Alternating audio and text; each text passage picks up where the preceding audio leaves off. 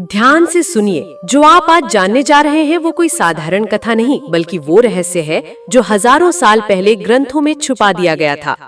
एक ऐसी भविष्यवाणी है जिसका जिक्र शायद आपने सुना तो होगा, लेकिन कभी उसकी सच्चाई को महसूस नहीं किया। दोस्तों, कहा गया था कलयुग की कुल आयु 4,32,000 वर्ष है, लेकिन समय समय पर जब धरती पर पाप अपनी चरम सीमा पर पहुंच जाता है, जब इंसान इंसानियत को भूल जाता है और जब धर्म और अधर्म के बीच की रेखा मिटने लगती है, तो कालचक्र अपनी दिशा बदल देता है। हाँ, वही कालचक्र जो युगों की गति और धरती के हालात को नियंत्रित करता है, जिसके बारे में महाभारत, विष्णु पुराण और भविष्य पुराण में स्पष्ट कहा गया है। जब अधर्म बढ़ेगा और धर्म का नाम लेने वाले लोग भी अधर्म में लिप्त हो जाएंगे, तब कालचक्र अपनी चाल तेज कर देगा और बिना पूरी आयु बिताए ही कलयुग का समय घट जाएगा। और यही हो रहा है। दोस्तों, 2030 ये वही वर्ष है जिसे लेकर ग्रंथों, भविष्यवाणियों और ऋषियों मुनियों ने इशारा किया है। कहा गया है कि 2030 में धरती पर युग परिवर्तन होगा, कलयुग अपनी अंतिम सांसें लेगा और सतयुग का आरंभ होगा। और ये संयोग मात्र नहीं है, ये कालचक्र की गति का परिणाम है, क्योंकि ग्रंथों में ये भी कहा गया है कि हर युग के अंत में समय की चाल तेज हो जाती है। पिछले 2 वर्षों में जो घटनाएं घटी हैं वे सामान्य नहीं है, ये सब कालचक्र की करवट का संकेत है। कालचक्र ने अपनी दिशा बदल ली है, कलयुग का अंतिम चरण अब सामने है। और जब कालचक्र घूमता है तो वो न केवल प्राकृतिक आपदाओं को जन्म देता है, बल्कि लोगों के विचारों और आचरण में भी भारी परिवर्तन लाता है। 2025 में दुनिया भर में कुछ ऐसे लक्षण देखने को मिले जो ग्रंथों में हजारों साल पहले लिखे गए थे, जिसमें पहला संकेत है, आसमान में कई जगह 3-3 इंद्रधनुष एक साथ दिखाई दिए। मेरे साथियों, ये कोई साधारण घटना नहीं थी, बल्कि वेदों और पुराणों में इसे एक विशेष घटना माना गया है। कहा गया है, जब एक साथ 3 इंद्रधनुष प्रकट होते हैं तो जान लो कि कालचक्र अपनी चाल बदल चुका है। ये संकेत होता है कि एक युग का समापन और दूसरे युग का आगमन निश्चित है। 2025 के सावन में ये दृश्य भारत ही नहीं, अमेरिका, रूस, अफ्रीका और हिमालय के कई हिस्सों में देखा गया। लोग इसे एक अद्भुत प्राकृतिक घटना समझकर आगे बढ़ गए, लेकिन जो जागरूक थे, जिन्होंने ग्रंथ पढ़े थे, उन्होंने तुरंत पहचान लिया कि ये वही संकेत है जिसके बाद समय रुकता नहीं। यही संकेत है कि प्रकृति कालचक्र की नई गति को स्वीकार कर चुकी है। दूसरा संकेत, सावन में सूखे हुए पुराने जल स्रोत अचानक पानी से भरने लगे। दोस्तों, ऐसे सरोवर और झीलें जो वर्षों से सूखी पड़ी थीं, उनमें न केवल जल आया, बल्कि वहां हजारों वर्षों पुरानी पवित्र मूर्तियां, शिवलिंग और देवी की मूर्तियां प्रकट होने लगीं। पुराणों में कहा गया है, जब मृत जल स्रोत फिर से जीवन पाले और पुराने मंदिरों की मूर्तियां प्रकट होने लगे, तो समझो कि कालचक्र अपनी अगली चाल के लिए तैयार है। ये संकेत है कि वो युग समाप्ति के समीप है, जिसने धर्म को भुलाया और अधर्म को बढ़ावा दिया। और अब समय आने वाला है जब पापियों का अंत और धर्म का पुनः स्थापना का कार्य होगा।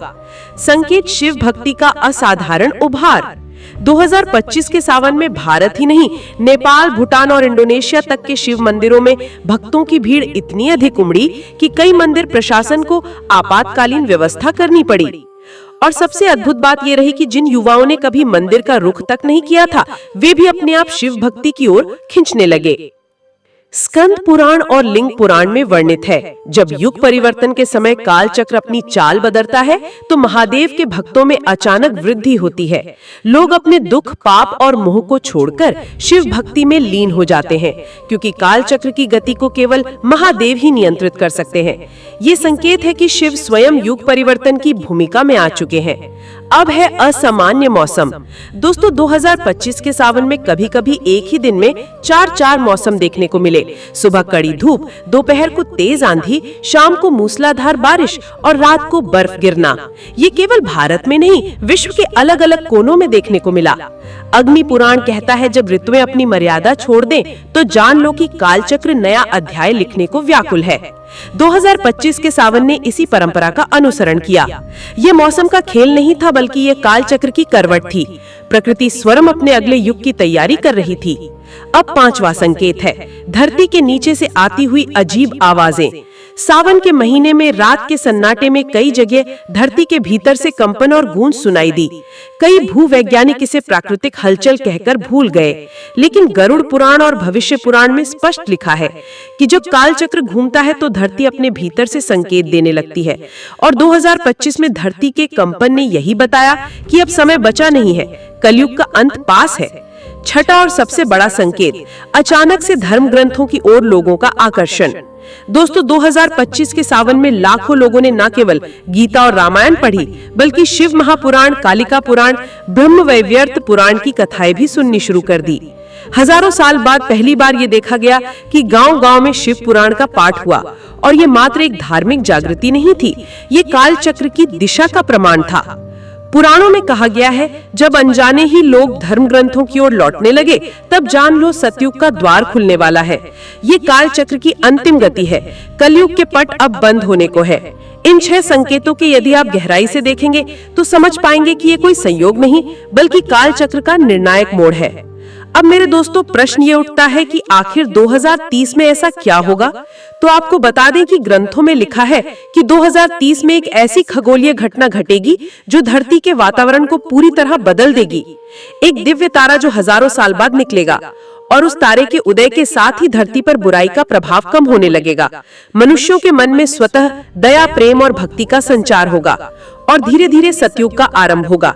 ये घटना अपने आप में इतनी अद्भुत होगी कि विज्ञान भी उसका कारण नहीं समझ पाएगा, और इतिहास में इसे धरती का सबसे बड़ा युग परिवर्तन कहा जाएगा। तो ध्यान रखिए, अगर आप भी इन लक्षणों को महसूस कर रहे हैं, अगर आपके भीतर भी अजीब सी बेचैनी है, या आप भी अचानक शिव भक्ति की ओर खींच रहे हैं, तो समझ जाइए आप भी उस काल चक्र के परिवर्तन का हिस्सा बनने वाले हैं। लेकिन सावधान रहिए, सजग रहिए, क्योंकि युग बदलने वाला है। 2030 में सतयुग का द्वार खुलने ही वाला है। लेकिन बात यहीं समाप्त नहीं होती। अब जिस सबसे रहस्यमयी और निर्णायक घटना का उल्लेख ग्रंथों में किया गया है, वो है 2030 में घटने वाली खगोलीय घटना। भविष्य पुराण और ब्रह्म पुराण में स्पष्ट लिखा है कि जब धरती के चारों ओर स्थित ग्रहों की चाल एक विशेष योग में आ जाएगी और एक दुर्लभ तारा उदय होगा, जिसे ध्रुव पुत्र कहा गया है, तब समस्त लोकों में कंपन होगा। ये तारा अपनी अद्भुत ज्योति से पूरे ब्रह्मांड को आलोकित करेगा। जिस दिन ये तारा प्रकट होगा, उस दिन धरती के समस्त धर्म, अधर्म, पुण्य, पाप का तुलनात्मक भार संतुलित होगा, और ठीक उसी क्षण काल चक्र अपनी सबसे तेज गति से घूमेगा। ये क्षण काल परिवर्तन बिंदु कहलाता है। पुराणों में कहा गया है कि जब उस तारे की ज्योति एक विशेष राशि में प्रवेश करेगी, उसी समय कलयुग का अंतिम अध्याय शुरू होगा। उसी दिन धरती के तमाम अधर्मी, पापी और स्वार्थी आत्माएं धीरे धीरे नष्ट होंगी। उनके हृदय में ग्लानि और पश्चाताप भर जाएगा। वहीं जो धर्मप्रिय और साधक होंगे, वे एक नई चेतना प्राप्त करेंगे। वहीं अब सवाल ये उठता है कि काल चक्र क्या है और कब आता है?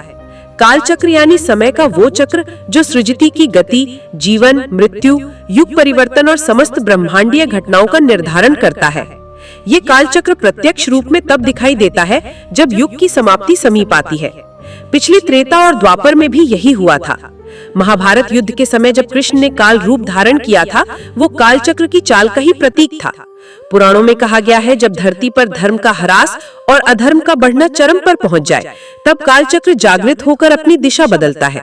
ये जागृति कभी प्रकृति के जरिए, कभी ग्रहों की चाल, कभी जलवायु और अग्नि की असाधारण गतिविधियों से प्रकट होती है। और जब ये गति शुरू होती है तो कुछ ही वर्षों में युग परिवर्तन हो जाता है। तो अब बात करें कलयुग के अंत की, तो भविष्य पुराण के अनुसार कलयुग की कुल आयु 4,32,000 वर्ष है। परंतु ग्रंथों में वर्णित है कि जब अधर्म अत्यधिक बढ़ जाए तो भगवान विष्णु स्वयं काल चक्र को आदेश देकर कलयुग की गति को कम कर देते हैं, और वर्तमान में वही हो रहा है। 2025 का सावन और 2030 की खगोलीय घटना दोनों इसी आदेश का परिणाम है। कलयुग का अंतिम चरण अभी प्रारंभ हो चुका है। जिस दिन वो दिव्य तारा आकाश में प्रकट होगा, उसी दिन से कलयुग के अधपतन की अंतिम घड़ी शुरू होगी, और ये धीरे धीरे समाप्त होकर सतयुग की ओर बढ़ेगा। कहा गया है कि जब ये तारा प्रकट होगा, उस दिन संपूर्ण पृथ्वी पर एक साथ 3 घंटे तक सूर्य ग्रहण जैसा अंधकार छा जाएगा। कोई पक्षी नहीं बोलेगा, समस्त जीव जंतु भयभीत होकर अपने स्थान पर स्थिर हो जाएंगे, और फिर ब्रह्मांड में एक दिव्य ध्वनि गूंजेगी जिसे केवल सजग साधक ही सुन पाएंगे।